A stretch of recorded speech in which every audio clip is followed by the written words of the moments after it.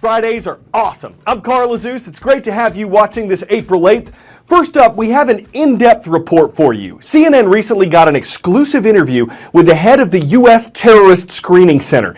It was created in 2003. It's an organization of several agencies run by the FBI. One of its jobs, to combine the U.S. government's information on potential terrorists into one list, and to help screen people who enter the U.S. or try to travel internationally on an airline.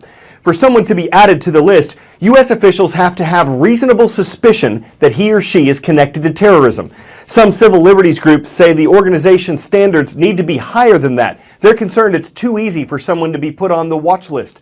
But officials say if they raise the bar any more, they'll miss people who may be plotting an attack. This means to me that the Terrorist Screening Center's mission will never be done.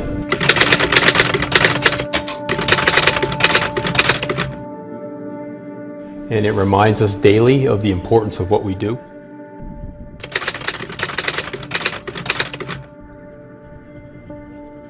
The threat is ever present, and the remnants were put here to remind our staff of our mission, which is to prevent acts of terrorism. Keeps us mindful of the threat that is still out there. Each remnant or each artifact shows you the evolution of terrorism. This particular architecture was from the North Tower, and where you can see the bent areas is where the aircraft made entry into the tower. Right there. Right there. Every day you come in and say, we're not going to let this happen again. That cannot ever happen again.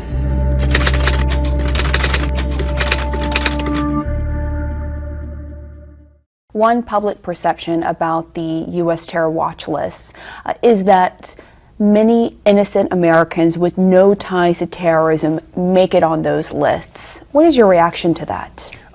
I know that is a perception, but it is an incorrect perception. For the United States persons on the watch list, it is a very, very small part of the population of the watch list. U.S. persons on the watch list comprise less than 0.5% of the total population. And how many changes are made to the watch list every day?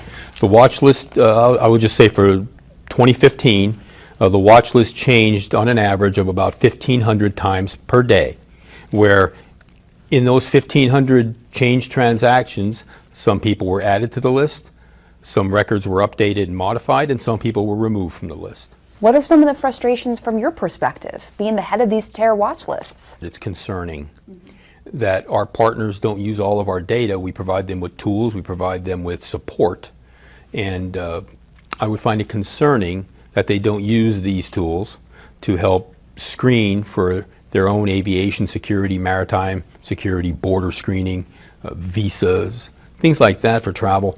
We find it concerning. We've now seen 2 ISIS terror attacks in Europe, more recently in Paris, as well as in Brussels at the airport and the metro station.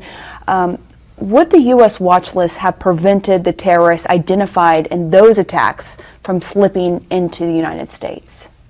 It depends now, and I say it depends because if they were on our list and they were properly identified, they may have been caught at our borders. They may not have been granted access to our country. So I can say that I would hope that our screening network would have caught them. Nothing's 100% foolproof, I will tell you that. Did that information make its way into our watch lists? Did they share information prior to those attacks about these people? I'm just trying to get a sense of how that would work. We were aware of some of the people. Brussels right now is still on top of everyone's mind.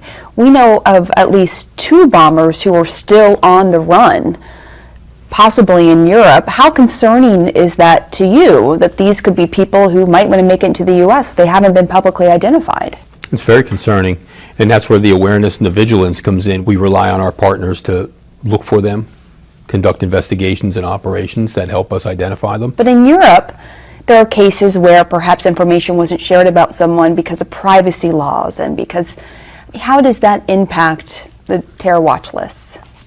Well, it impacts the terror watch list in a way that our sharing may not be as broad or inclusive as it could be There's so many people leaving Europe to go to Syria to train, unbeknownst to European officials, that then just come right back. I mean, what's stopping them from making it into the U.S.? It's highly concerning. We make sure that we know as much as we can, and we take that information and we use it the best we can to minimize threats to our communities. But we can't know everything all the time. Let's talk about the migrant crisis, because the U.S. is expected to take in tens of thousands of people over the next several years.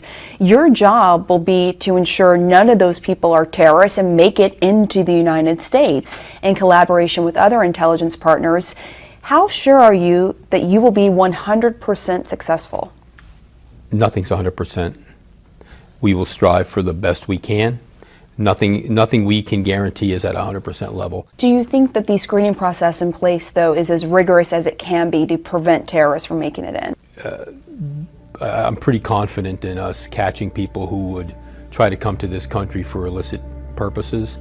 But again, I can't say that we would be batting 1,000.